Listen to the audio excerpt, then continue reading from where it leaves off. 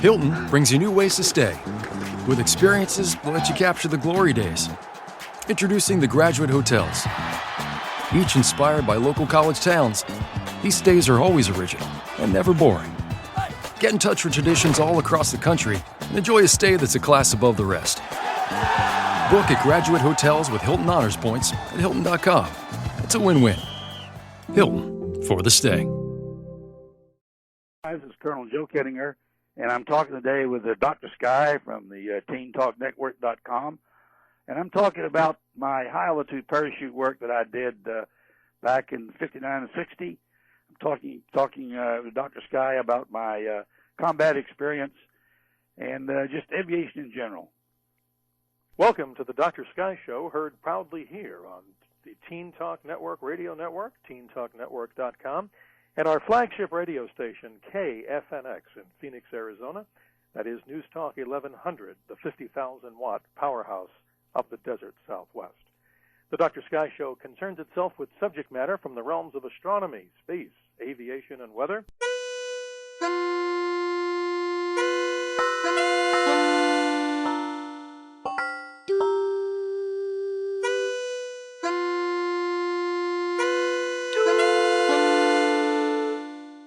We have a return guest here on the Dr. Sky Show and Teen Talk Network. We're proud to announce the arrival and return of retired Air Force Colonel Joe Kittinger. Joe, welcome to the program. Well, thank you for inviting me back on your show. Well, thank you very much, and always it's a privilege and honor to speak to someone who's talked the talk and walked it, and certainly the amazing things that you've done in service of our country. But, Joe, as we said, welcome back. We'd like to just get you to start off for maybe some people that are new to hearing your voice here on the show. Tell us a little bit about yourself and how you got started in the United States military. Well, I always wanted to be an aviator. My earliest recollection was building airplanes and thinking about flying airplanes. And it was my goal that I set early on in my life, and I worked diligently toward that, and that was my field of dreams, was sitting there thinking about flying airplanes. And one day my father reminded me, he said, son, you can dream all you want to, but you've got to work hard to accomplish what you want. And that's a good lesson, I think, today, that, you can dream, but the way you get success is hard work. That's absolutely right. And again, welcoming you back to TeenTalkNetwork.com here on the Dr. Sky Show. Officially, as I quote from your bio, you entered the military service back in March of 1949 as an aviation cadet. And then we understand, as you were commissioned as a second lieutenant, you spent some time out in that beautiful part of the Southwest known as Las Vegas, correct? Yes, that's where I flew the P-51 and got my wings, and then I went from there to Germany. I see. And also, tell us a little bit more, the P-51, for maybe some of the younger listeners on the show. This is one of America's great propeller aircraft of what, World War II vintage and the Korean War? Yes, it was a fabulous airplane, Dr. Sky. It was a fabulous airplane. It had a great big 12-cylinder inline engine, and you could always tell a P-51 flying overhead because it had a very distinctive sound. That engine just purred, and you could wherever I am, if I hear a P-51 in the sky, I know it's a 51 because it has such a distinctive sound to it. And it was a fabulous airplane to fly, just a ball to fly. Well, many folks may not know this, but we see these type aircraft in regular competition at places like, am I correct, the Reno Air Races, among other places. Yes, they're always at Reno, and they're always in the competition somewhere. If they're not winning, they're very close to it. Well, that's great stuff, and we've seen P-51s out here in Arizona, where our program hails from. I'm sure you're familiar with an organization known as the Commemorative Air Force, and they have a number of these airplanes on very famous organization. Wonderful people there. As we move on, I was wondering if you could just talk to us about children and education, because, Colonel, as you know, you're inspiring right now many, many young minds out there to go into the discipline of either the military or to become a pilot. And what would you tell them current in our second interview about how they can get involved in aerospace? Well, aerospace, first of all, Dr. Sky, is a wonderful profession. I've been flying airplanes now for over 52 years, and I love it. It's a wonderful profession, and made up of folks that are people that you really like to be associated with. The key to it is to do your study, get your degree if you can. Dedicate yourself to being the best that you can be, and that's the secret to success in any event, in any profession. Is to always do the best you can do and be the best that you can. And I thoroughly enjoyed the Air Force. It was, but you know, not everybody can be an aviator. It takes lots of folks to make airplanes fly. It takes crew chiefs, and it takes supply people. I mean, you know, the glamour part is the flying of the airplane, but it takes twice as many people to get the airplanes in the sky and to keep them there. So there's a great professions also in the mechanics and in the supply and in the administration in aviation. So, well, that's great advice. And a recent interview that I had here on Teen Talk Network with the Dr. Sky Show was one of the majors who's involved in junior ROTC. And I think that's awesome, Colonel Joe, that there's so many young people in the high school level now that are getting exposure to a potential military career in the Air Force or learning all about aviation, as you speak so well of. Yes, that CAP program is a wonderful program, and that's an entry into aviation that's available for all people in high school, and that's a great way to get a leg up on the profession. Let's move, if we can, to your time that you spent out at that very interesting place on the map, southern New Mexico, Holloman Air Force Base, White Sands area of New Mexico. And I understand that throughout your time there, you had an affiliation with a fantastic individual, Dr. John Stapp, who also wrote, as you know, and I'd like you to explain a little more about the rocket sled test that led up to what we know today as jet fighters. Well, Dr. Stapp was a visionary. He was a man that knew the way that the Air Force should be going on research in regards to protection of people for escape from high altitude from aircraft. He also knew we were going to go into space, and he was responsible for some of the very initial work that we did on space research. For example, the first zero-gravity experiments in this country was done as a result of Dr. Stapp, right there at Holloman Air Force Base. He was a fabulous man and a great visionary, and that contributed so much to our country and so much to our Air Force. I'll give you one quick dialogue here, Dr. Sky. Sure. He was stationed originally at Edwards Air Force Base, and the Air Force were losing more people to car accidents. They were losing more people to crashes in cars than we were in airplanes. So Dr. Stapp started a program on crash protection in vehicles, and he was one of the very first people who came up with research on lap belts, safety belts, and shoulder harnesses. He was really the originator in this country on the research to start that aspect of protection. Of course, there's been probably 1 million people saved in vehicles as a result of what Dr. Stapp did. And an association with that was deceleration, rapid deceleration. And he did this by a series of experiments on sleds, rocket-propelled sleds. And that's where I first met him, because I made the aerial photographs of him when he made his sled run to 714 miles an hour. That's an incredible speed, and if I'm correct, there's a photograph of you flying over him at the same time his rocket sled is what, almost at full power, as if there was some kind of mythological race going on. Is that so accurate? That's very accurate, but the race, I couldn't do very good. He could go faster than I could. My airplane was limited to about 550, and he was doing over 600 miles an hour. Well, the interesting part about this, Colonel, is, as you were telling us, that they did these interesting deceleration tests. So what happens? He's at max speed, and then he reduces it down to zero in a very short matter of time, correct? Oh, just a few feet, really. He went from 0 to 614 miles an hour and stopped in less than 3,500 feet from the That's total incredible. The total experiment. He pulled minus 41 Gs, Dr. Sky, which was considered the physiological limit to deceleration. And it's still a milestone today that is phenomenal when you think about minus 41 Gs. Well, that's it's incredible. Like running into a brick wall at 100 miles an hour. Absolutely, and as you say, I understand he suffered some temporary, which he may not have known it was temporary, damage to the blood vessels of his eyes, if I'm correct. He certainly did. He was he looked like he was just beat up, and that's the reason why I always said he was the bravest man that I ever met, because he knew physiologically everything was going to happen to him. he knew the risk he was taking, but he did it because science dictated it. He needed this information. The Air Force needed this information. And he's the bravest man that I ever met in my life, and I've known some great aviators and some very brave men, but he by far is the bravest man that I ever met. If you're just joining us, we're having an exclusive interview today, proudly so, with the retired Air Force Colonel Joe Kittinger, Jr., who's talking to us about not only his career in the military and about some fascinating things, ladies and gentlemen, that will just blow your mind, but also recollecting some of the good reasons why young people who listen to TeenTalkNetwork.com should, of course, look at the U.S. military as a proud and rightful career. And also we're heard here on KFNX, that is News Talk 1100, the 50,000-watt powerhouse of the Desert Southwest.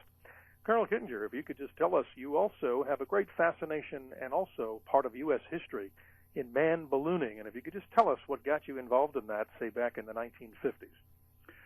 Well, there was research that needed to be done that Dr. Stapp had identified, and the only way we could do it was go up in a balloon. And there was no aircraft that could take us up there. There was no spacecraft that could take us up there. And the only way we could get those high altitudes was a balloon vehicle. And I did actually 5 high-altitude balloon flights. From the lowest was 74,000 feet, and the highest was 103,000 feet. And it was really, if we'd had an airplane, it had been much simpler, but we didn't have it, so we had to use balloon vehicles.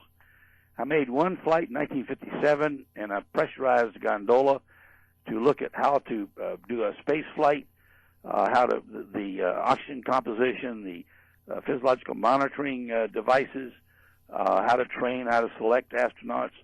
All of these were things that we did back in 1957 using balloon vehicles at high altitude. Then I made 3 high-altitude parachute jumps, and once again, this was designed to investigate protection of man in the space environment and how to provide a means of escape from very high altitude. Once again, research objectives that Dr. Stapp identified, and once again we used balloons. Then my final balloon flight was in 1962 with an astronomer and a telescope, and went above the Earth's atmosphere and looked at stars and planets without the turbulence and the dust and haze of our atmosphere. And that flight is, of course, the December 13th, 14th, 1962 flight with astronomer William White of China Lake, California, if I'm correct. Yes, sir, and you've done your homework, Dr. Sky. Well, we certainly like to keep on the cutting edge of this, and again, I'm looking a bit briefly, that is, about your background, but it's a privilege and honor here to have our very special guest here on TeenTalkNetwork.com. That's retired Air Force Colonel Joe Kittinger, who's going to tell us, Joe Kittinger Jr., who's going to tell us more about a most amazing flight that he made back on the historic date of August the 16th, 1960. And I say, take it away, Colonel, because this story, ladies and gentlemen, about what you're about to hear is most amazing. Llévate más de lo que esperas todos los días con el nuevo McValue en McDonald's. Ahora puedes comprar uno y sumarle otro por $1. Así que cuando tu equipo favorito enfrente a sus rivales, enfrenta tus antojos con $5 Meal Deals. Y si estás corriendo para alcanzar el desayuno, corre a la app para llevarte ofertas antes del cutoff. Tú decides, y con McValue, tu decisión siempre rinde más. Precios y participación pueden variar. BOGO $1 válido para un producto de igual o menor valor. Debe estar registrado en Rewards para ofertas en el app. Well, as I pointed out, Dr. Stapp was responsible for our programs, and we had never put a man in space before. We knew we were going to go into space, and the man had to get outside of the spacecraft, and the man would have work to do outside the spacecraft, and we had never done it. We had never actually done it except in an altitude chamber. And by the same token, we were having difficulties on providing means of escape from very high altitudes. And so both of these were objectives. First of all, how to protect a man in a space environment, and then second of all, how to provide a means of escape from very high altitudes. Well, I made 100 flights in altitude chambers. I had a great team of civilians and military and enlisted personnel and officers, and we worked for about a year and a half putting this program together and testing the equipment. And I made 3 parachute jumps. One was in November of 1959, one was in December of 1959, and then in August of 1960, some 44 years ago. Now, it's important for me to tell you that we didn't do this to set records. We did this to gather information. We didn't do it to set a new record. We did it to gather information. And I made this jump on the 16th of August. It took about an hour and a half to get up there. I was in an open gondola, and as I passed through 40,000 feet, I detected that my pressure suit glove in my right hand was not working, but I didn't tell the people on the ground because I knew that they would probably have to cancel out the test if I told them I had this problem. So you went ahead to continue the mission. So I didn't share this problem with them because I felt it was very important that we get the test done. It took about an hour and a half to get up to altitude of 103,000 feet. And once I got there, I drifted for about 11 minutes while the gondola got in the exact spot for the jump. And then they said, well, you're right over the position. I had 46 items to do on my checklist to get before I could separate from the gondola. I started my checklist. I got everything completed. I stood up. I said a silent prayer. I pushed the final button to start the cameras working, and I jumped. And as I jumped, I rolled over my back, and I looked up, and the balloon was shooting into space like a rocket. And I said, gosh, I can't believe this. And all of a sudden I realized that the balloon was standing still, and I was going down at a fantastic rate of speed.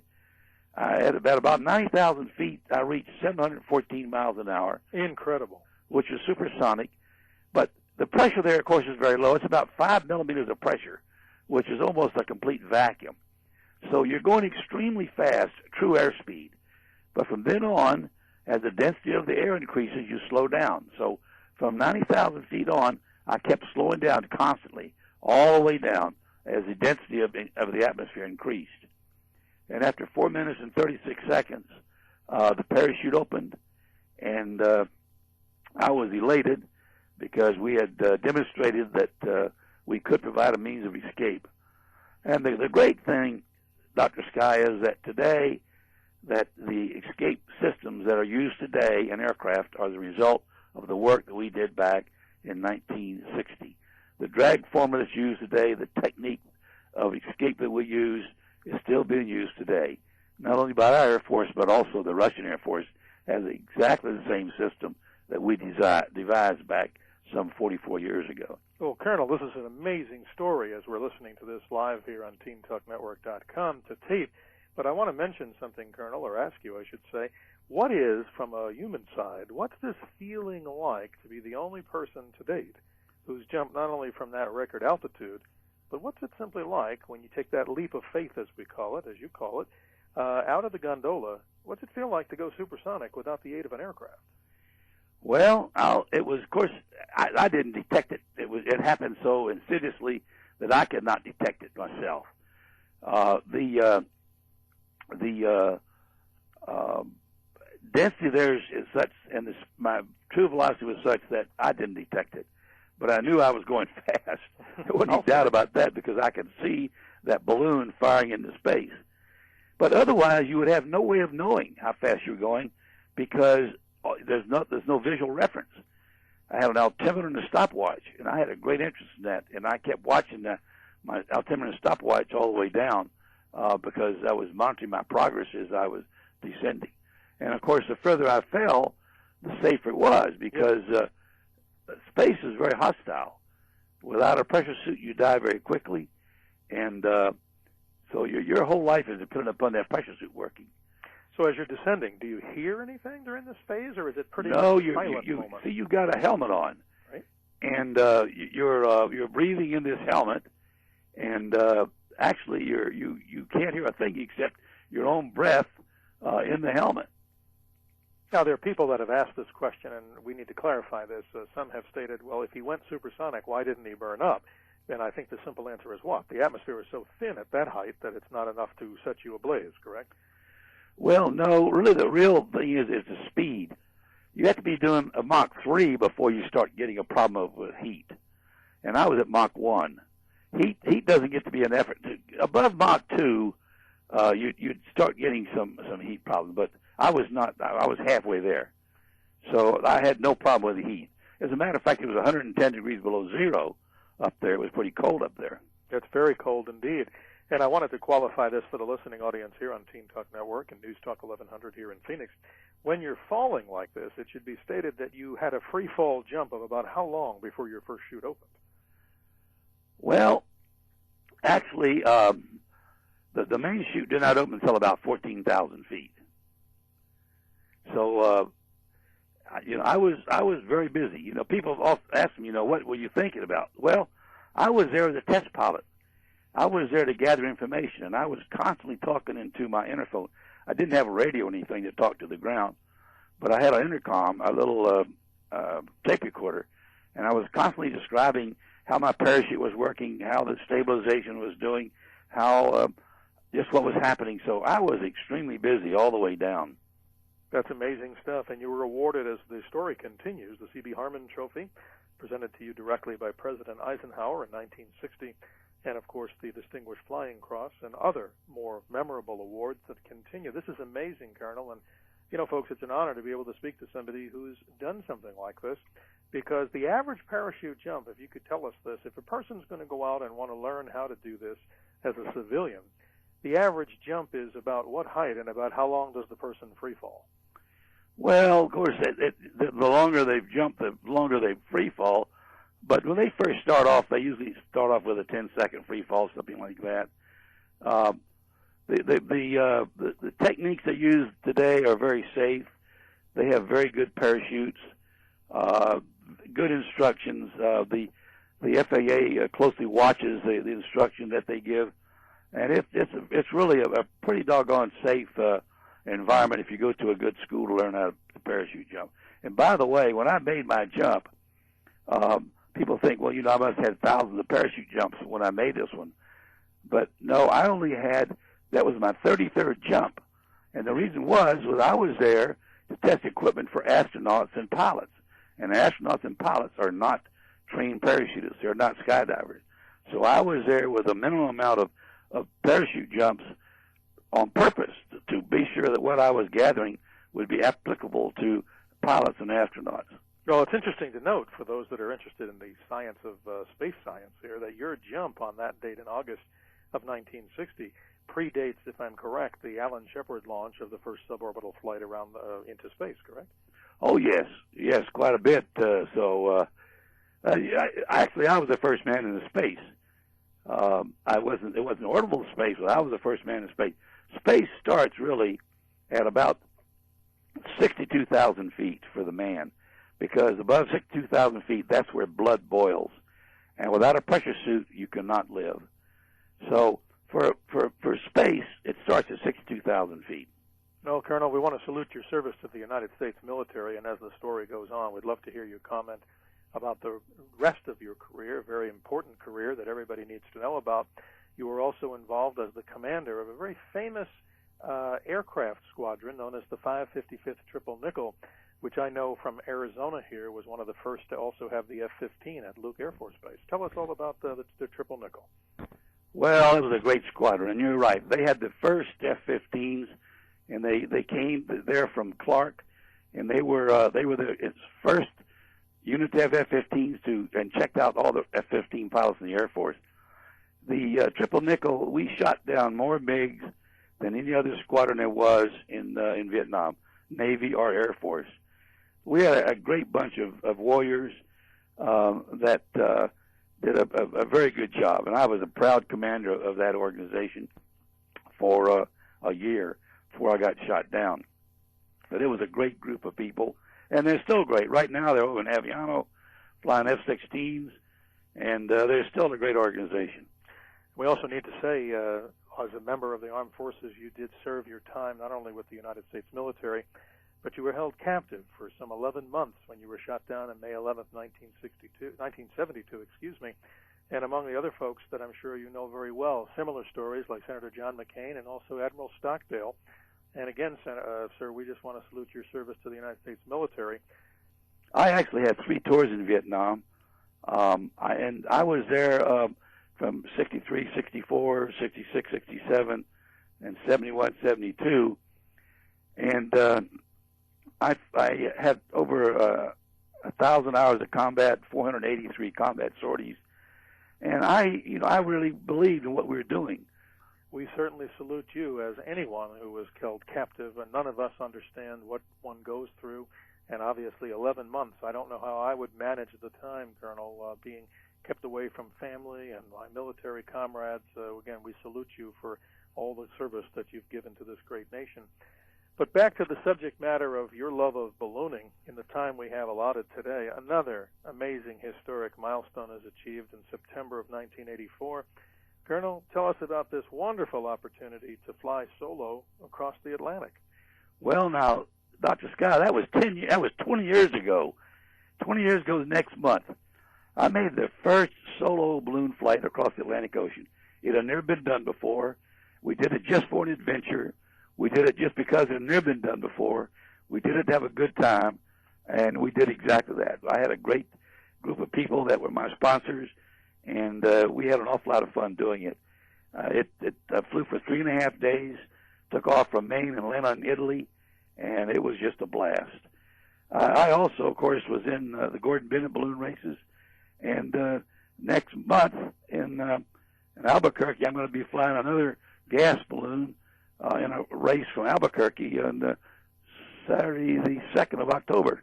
Well, that's always a mecca, for the balloon fans, the amateurs, and the folks that not are just amateurs, but the real diehards of the sport of aerial ballooning. And this is a major event that occurs in October every year in Albuquerque, correct? Yes, sir. Every year. I guess the 26th anniversary, something like that. It's been happening for a long time. But it's a fantastic ceremony.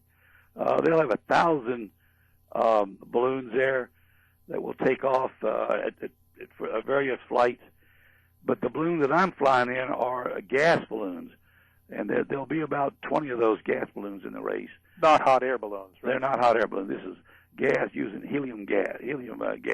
Interesting. Now, on this flight with Rosie O'Grady across the Atlantic, you're up 10,000 to 17,000 feet. What's that experience like? Because obviously you need oxygen at certain levels, but what do you see? Do you see airliners passing by? Not close, of course, but what's the experience like at that height?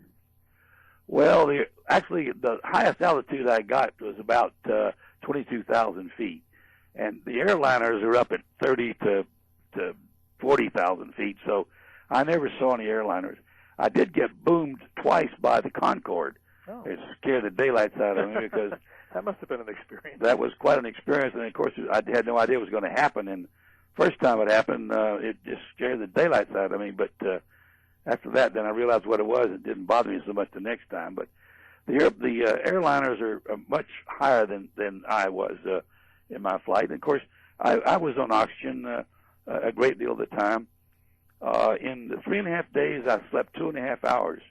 I would sleep 10 minutes at a time, and it was an exciting flight. It had never been done before, and we wanted to do something that was unique, and this was a unique event.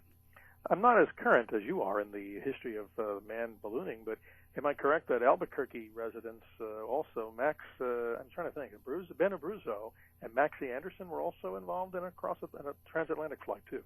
They made the first flight with 3-man crew, Maxie Anderson and Ben Abruzzo. They made that flight in 1978. And they took off from Maine and landed in France. Well, it's been a pleasure, Colonel.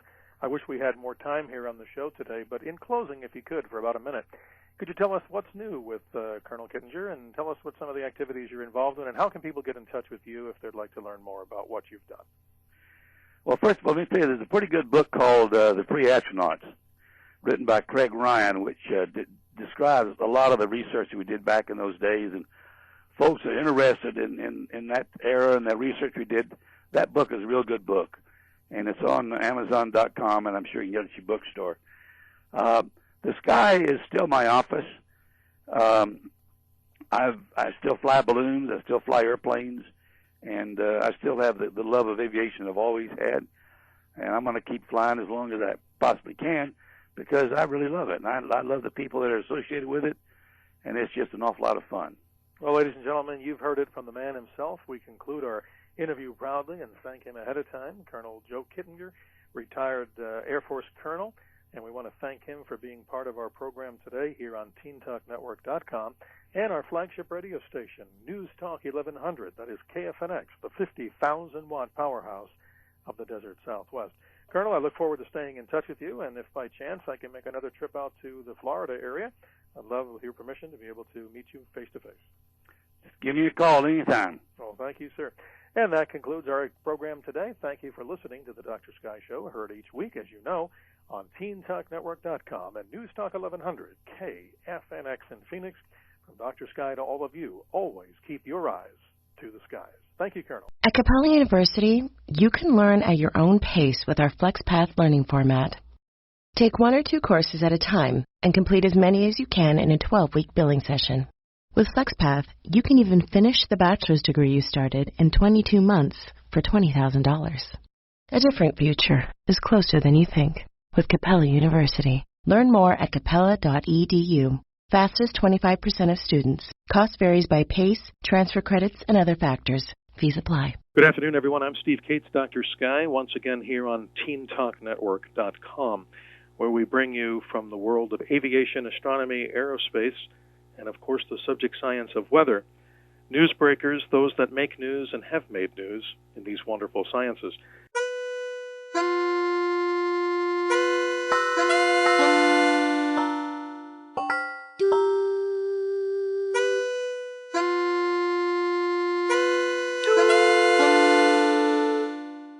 And today's program, we have our very special guest, United States Air Force retired Colonel Joseph Kittinger, Jr., who, as we discuss his background here on TeenTalkNetwork.com, I'm sure everyone listening will be fascinated about the stories of what Colonel Kittinger will tell us. Colonel Kittinger, welcome to TeenTalkNetwork.com. Well, thanks, Steve. I'm delighted to be invited to be on the program. Well, thanks so much for joining us today. One of the most amazing things, and I'm sure a lot of students out there, when they study aviation, your name, of course, will come up in the wonderful world of aviation because of many things that you've done in your career. But before we get into that, if you'd be kind enough to explain to us how you got started with the Air Force and aviation, and we'll start from there. Well, Steve, as a small boy, I had a dream that I wanted to be an aviator. That was my first wish. That was my first love. That was my field of dreams. That was what I was thinking about. And one day my father took me aside and said, "Joe," he said, "you know, you can always reach your dreams, but you got to work for it." He said, "You got to study harder." I said, "Well, Father, I thought if I just had a dream that it would happen." And my father said, "No, you have to work hard for it." And that changed my whole philosophy, because all of a sudden I started applying myself in school, where I figured if I could dream about something and fantasize about it, it would happen. But life's not like that way. If you want something really hard, you've got to work hard for it. And that's a lesson I think that everyone should address, because I've never met a successful person yet, Steve, that was not a person that worked hard. There's no such thing as a free gift in life. It requires a lot of hard effort and work on everyone's part. And then you can succeed. But to just sit there and dream about it, nothing's going to happen. You're absolutely right, Colonel Joe. And from your start in going to school, studying aviation, and then going into the Air Force, what I find most fascinating with that good advice is that you did do something about that. And if you tell us briefly about your Air Force career and how you actually got started there, and then when you moved on to the program that we'd like to discuss as the focus of the program today, man-high ballooning, and the wonderful journey that you're going to tell us about some incredible feat that has yet to be duplicated today, a jump from some 102,800 feet above the earth, an incredible story that you're about to tell us. Well, I went to the University of Florida, and as soon as I had sufficient educational background to join the Air Force, I did. And I went to pilot training out in Texas. And after a years of intense training, I realized my dream of being a fighter pilot. And that was one of the happiest days of my life, when I finally realized my dream that I'd worked my whole life for. I then went to into a fighter organization in Germany. I was stationed in Germany, and for almost for 3 years during the Korean War. I was stationed in Germany, which meant I didn't have an opportunity to serve in that conflict. Right. But when I left that assignment, I went to the Air Research and Development Command, and where I volunteered to go there. And I was an experimental test pilot in the fighter test business, and that was an awful lot of fun. I just, there was nothing but enjoyment for me to fly all these different wonderful airplanes and be able to feel like I was contributing something to my country, but at the same time having just an absolute blast flying all these wonderful, beautiful jet fighter aircraft that the Air Force had at the time. And as a result of that program, Steve, I found out about the Air Force entering into a program, a research program for the coming space age, and the program was called Man High. Now, in those days, we had not gone into space. It was a dream that just a few people had, and I worked for one of those men, Dr. John Paul Stapp. He was the real visionary in the Air Force in regards to the Air Force and our country going into space. And this program that he started, Man High, was to gather information about how we're going to take care of and putting a man into a space environment. What requirements will there be for training and selection and life support equipment and communications and all of the different facets of going into space. We had little or no knowledge, and Dr. Stapp's program was to try to acquire that knowledge. I understand, if I'm correct, that you were a participant in what we would call the rocket sled testing in New Mexico. Is that also part of what Dr. Stapp was working on? Well, of course, Dr. Stapp, he was such a visionary. Just to give you an idea, back in the 40s, the Air Force was losing more people to automobile crashes than there were airplane crashes. And Dr. Stapp, being a doctor, started a series of research programs using dummies and so forth, automobiles, to come up with a crash protection program for cars. As a matter of fact, he was one of the first people in our country that came up with the idea of safety belts.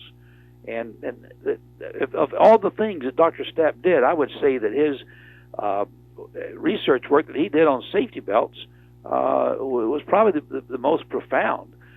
And he's given a little recognition for this, but anyway, it was an Air Force program that he had, and he used rocket sleds to acquire some of this data. And he rode the rocket sled, and then in 1955 he made a rocket sled run to over 613 miles an hour, and he pulled minus 41 Gs when he crashed into the barrier at the end.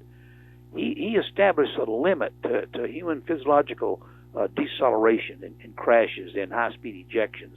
And to your knowledge, that hasn't been duplicated, I would imagine. No, and I doubt if it will, Steve, because he came very close to being killed in that experiment. Well, I read about this in the book that, of course, is The Pre-Astronauts, which is written about yourself and all about the lovely experiences and the mind-boggling experiences of the 1950s and 60s. But when we see these pictures, I mean, maybe you could explain to us, Colonel Joe, what the rocket sled is really all about. I think people might have an idea about this, but maybe some students are kind of curious what that is. Well, when a person crashes into an immovable object, there is a tremendous deceleration associated with that. To duplicate this, Dr. Stapp used a rocket sled. And this sled actually was a very fast rocket-propelled sled with a booster on it that got up to very high speeds and then stopped in a very short distance. During this stopping, the subject, Dr. Stapp, was subjected to these tremendous deceleration forces, just like if he had made a car crash or he had ejected from a very high-speed aircraft. And the forces on the body were just tremendous, and he was very fortunate that he lived through it. But the fantastic thing about Dr. Stapp was that he knew what was going to happen to him. He knew the physical beating that he was going to take. but he felt that it was so important that we gather this knowledge that he subjected himself to these tremendous forces. He's the bravest man I've ever met in my life was Dr. John Paul Stapp, because he knew exactly what was going to happen to him, but he took that chance knowing that we needed this information for not only for our space program and protection for pilots ejecting from high-speed aircraft, but for crash protection also. Well, Colonel Joe, it's great that we're talking about these subjects, because I think people like Dr. Stapp, we don't see a lot of recognition in the modern world today about the pioneers.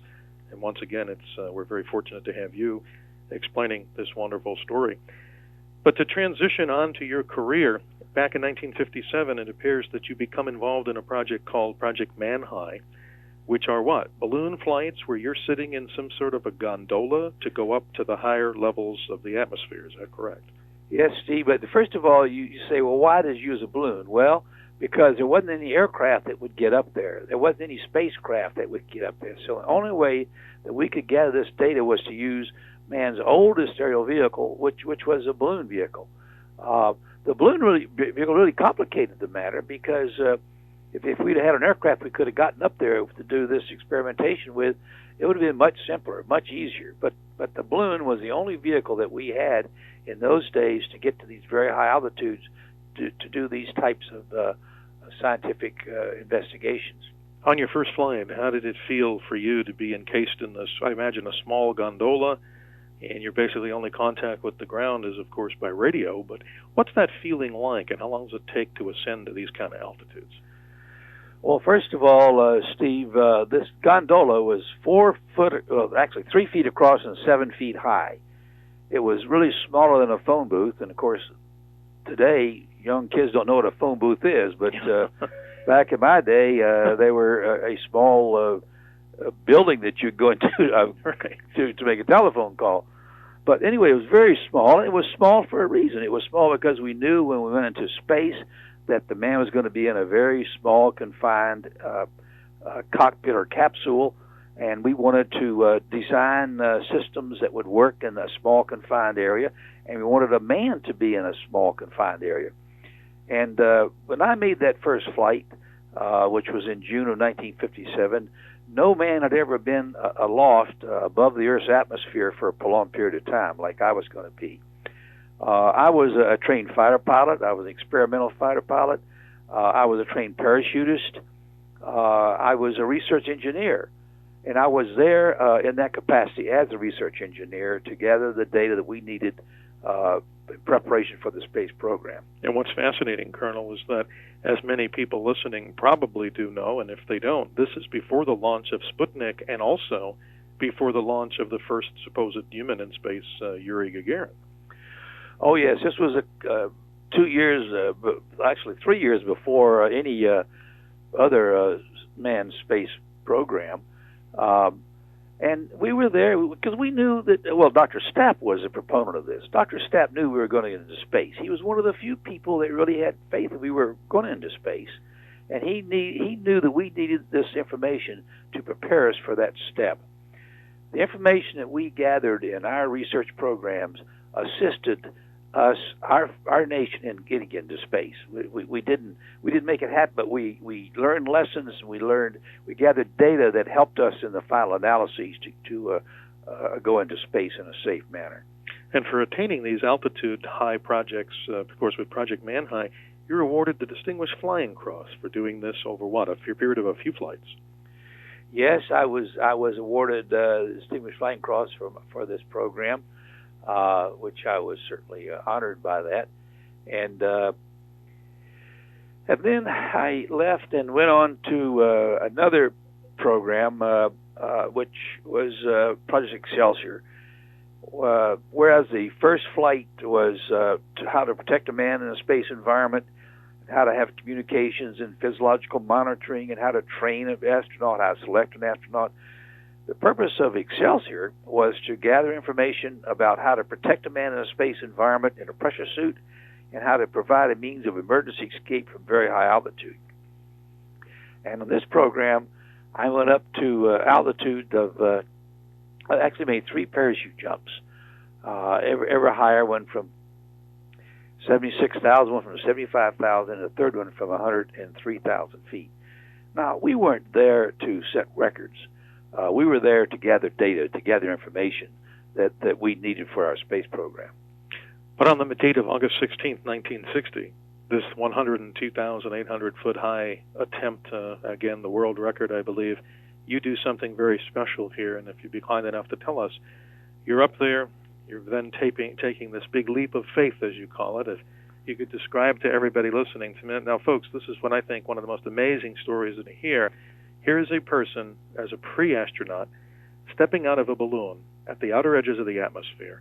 And let me not take the thunder away, Colonel Joe. Tell us exactly what happened in those moments when you reached the altitude and were prepared to make this historic jump. Well, first of all, it took about an hour and a half to get up there. The gondola was not pressurized. It was an open gondola with a door where I could look out and see the Earth beneath me as I went aloft. When I got to 103,000 feet, that was above 99% of the Earth's atmosphere. The pressure at sea level is about 720 millimeters. The pressure at 103,000 feet is 5 millimeters. It's almost a vacuum. It is very close to be the same environment that's on the moon. Of course, the moon is 0, right, but we're only 5 millimeters. So we were close to an atmosphere, to a condition that was similar to being walking on the moon. I had 46 different items I had to go through my checklist when I got to altitude prior to jumping. I drifted for about 11 minutes as I drifted over the exact jump point. I completed my checklist. I disconnected all my equipment. I stood up. I said a silent prayer. I said, "Lord, take care of me now," and I jumped out the door. Amazing. I rolled over on my back, and I thought that I was amazed because I saw this balloon and the gondola just roaring into space, and I couldn't believe it, how fast it was going. And then I realized that I was the one that was going fast. Yes. The balloon was just sitting there, and I was going down at a fantastic rate. Now, because there's no atmosphere there, I reached very high speeds. I was the first man to go supersonic without an airplane. I was 714 miles an hour. That's amazing. At about 90,000 feet. And from 90,000 feet down, I kept slowing down. As the atmosphere increased, the pressure increased, I kept constantly slowing down. And I free fell for 4 minutes and 36 seconds. And my parachute opened at about 14,000 feet. And about 10 minutes later, I landed on the ground in New Mexico. Colonel Joe, when you're going at the speed approaching that of sound and beyond, what's that feeling? What was that feeling like? I mean, do you feel anything if you break the sound barrier? Is there any sensation that you could tell us about or describe it? I was going extremely fast, Steve, and I knew I was going fast because we had dropped dummies from up there. We had a doggone good idea how fast I was going to be during this descent. I'm extremely busy. You can well imagine I've got a lot of information I'm there to acquire. Yes. And I was very, very busy gathering information, gathering data, talking into my tape recorder, getting that. I mean, I was there for a purpose, and it wasn't to enjoy the ride down. It was to gather information we needed for our space program. So I was very, very busy during the entire jump. So throughout this whole flight and to the ground, from the time you jumped to actually the time you're on the ground, about how long a period of time in total was that? Well, from the time I jumped, Steve, it took 4.5 minutes to descend, and then another about 10 minutes. So it was about almost 15 minutes from the time I jumped until the time I was on the ground. Well, that's a most amazing story, Colonel. I mean, this is something, folks, as we were telling you before, is unheard of. I mean, you hear about people breaking the sound barrier, of course, General Yeager, of course, with the first at the time, of course, going faster than the speed of sound, but that's, of course, in a vehicle, an aircraft. So you're rocket craft. Right. You're listening to someone who's been doing this by their sheer force of the Earth's gravity tugging on their body, which is most amazing. But after this period of your life, Colonel, you go back to the United States Air Force, or in the United States Air Force, and serve a period of time as the commander of the Triple Nickel Fighter Squadron. Yes. Well, before I get there, let me Sure. say that book that you mentioned, the Pre-Astronauts. Absolutely. I would recommend that people that have an interest in the research we did back in those days, that they get a copy of that book and read it. It was written by a fellow by the name of Craig Ryan, And it's an excellent article, a book about the research that we did back in that period of time. It was well done, and it's a very good documentation. Yes, and I recommend students that are listening to this program as a science project. You have a ready-made science project right here surrounding the information you're hearing here with Colonel Joe Kittinger, and also the wonderful book about the pre-astronauts. Yes, that's a great reference book of that era, what we did back in those days. But before we leave my research endeavors, I did another program, Steve, that was called Stargazer.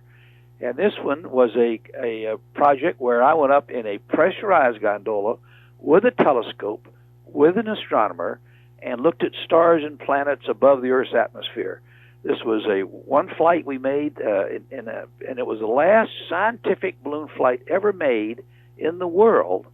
And this flight was made in 1962, and that was the very last high-altitude scientific research project ever done.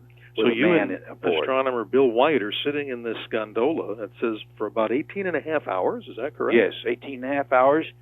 And it was a very interesting experiment, and it was something that was once again a prelude to what was going to be done by NASA in the following years with putting telescopes into space. But this was with an astronomer there operating it. Yes, that's quite fascinating. Still the same tight quarters, I imagine, though. Well, this was fairly spacious. This was 8 feet across. I mean, it was fairly comfortable. This was meant for working a telescope, and it was pretty comfortable environment in that capsule. What do you learn primarily when you look at the differences in the atmosphere as the stars? Of course, many people think the stars twinkle, but the educated guess is that the atmosphere makes them twinkle. What did we really learn, though, specifically from that? It sounds fascinating. Well, Steve, you hit the nail right on the head. The bane of astronomers is our own atmosphere. The turbulence causes light scintillation and stars twinkling. And if you get above the Earth's atmosphere, now you have a clear medium where you can study stars and planets without the disturbance of our own atmosphere. And that's what an astronomer really likes to do. They like to get above the Earth's atmosphere and where they're not handicapped by the Earth's atmosphere. And that's what we did in our project. Sounds most exciting. It was a very exciting program. It was sponsored jointly by the Air Force and the Navy, and the National Geographic was also a part of it. And the Smithsonian Observatory. There was a very intricate program with MIT involved, and it was a very interesting program. But it was the last one that was ever done. The last manned flight ever done was that flight that we did in 1962. Why do you think we don't see any more of these today? I'm just curious. Well, there's really no lobby associated with trying to do it. It's a very cheap and economical way to do it, Steve. The amount of money that a balloon project like this costs is nothing by comparison with what a rocket and the intricate and expensive systems that are being used by NASA. It should be done. There's still a place today for this type of manned research that should be done, as a matter of fact.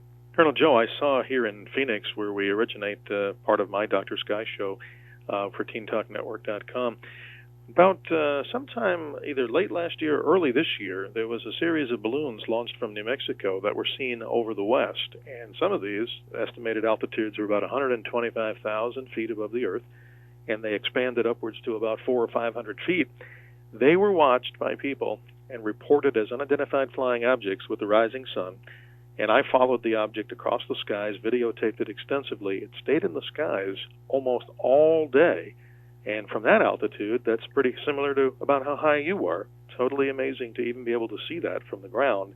And its alleged diameter on expansion was about 500 or 600 feet. And it looked like a little disc in the sky, way up there. Well, they're 40 million cubic foot displacement. They're immense balloons, and they get to very high altitude.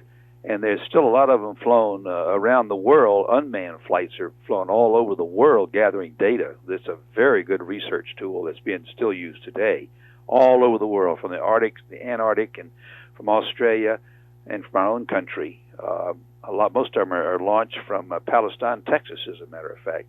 Yes. But it's a very unique way to gather research, and as you say, you can see them from the Earth. And you also point out about a lot of people report them as flying saucers because they are so spectacular to see them up there. Well, we did a television program as kind of a special on this to let people know that there's some science behind the UFO in this case, and it's good to let people know about these kind of things when they want to know them in the sky.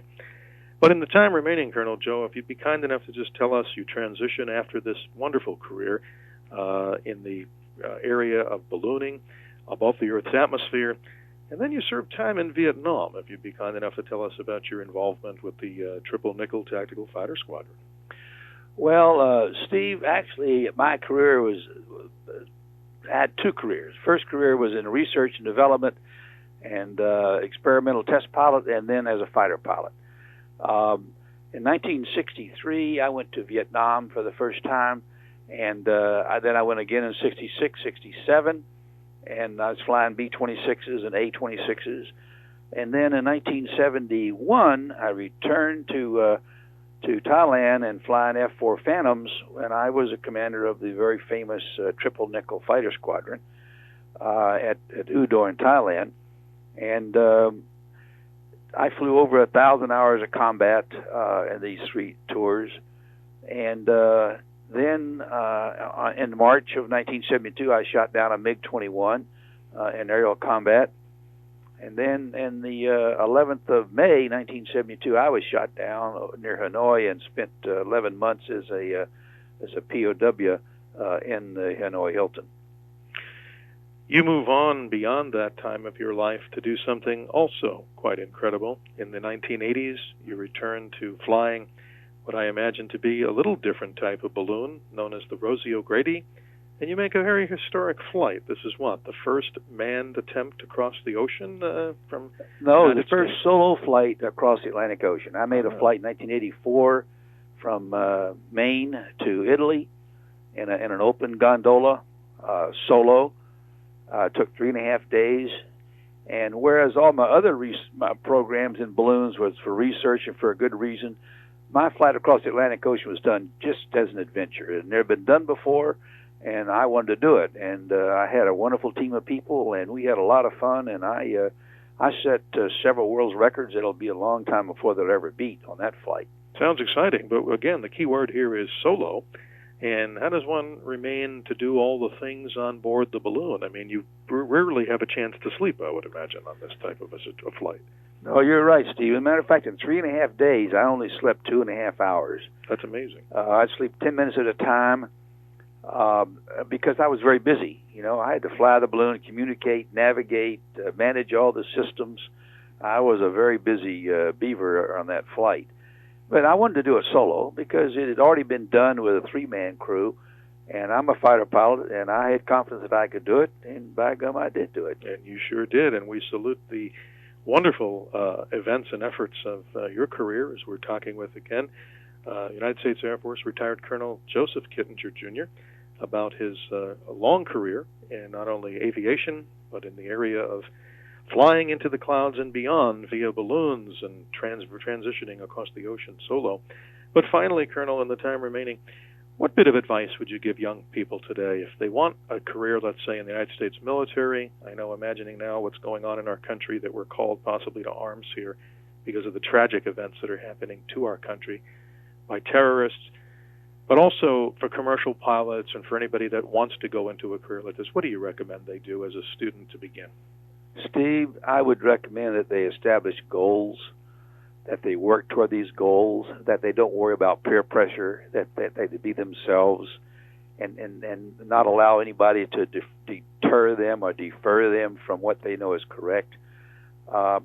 There's a lot of adventure still out there in life. There's a lot of success that the young people can have, but it's up to them. There's no free lunches. There's no free anything. And what they get is what they put into it, and they just have to devote themselves to their future, and set goals and stick with them. Well, Colonel, your information here is very mind-stimulating and very, very encouraging. And let me be the first, of course, to thank you for spending the time with me here on the Dr. Sky Show. Steve Cates reporting. as we continue and conclude another exciting edition of our TeenTalkNetwork.com program today. Thanking you ahead of time, Colonel. We've been listening to a report here with United States Air Force retired Colonel Joseph W. Kittinger, Jr., on some most amazing events that have happened in his career. And I want to thank you, Colonel, for spending the time with us today. Thank you for having me, Steve. My pleasure.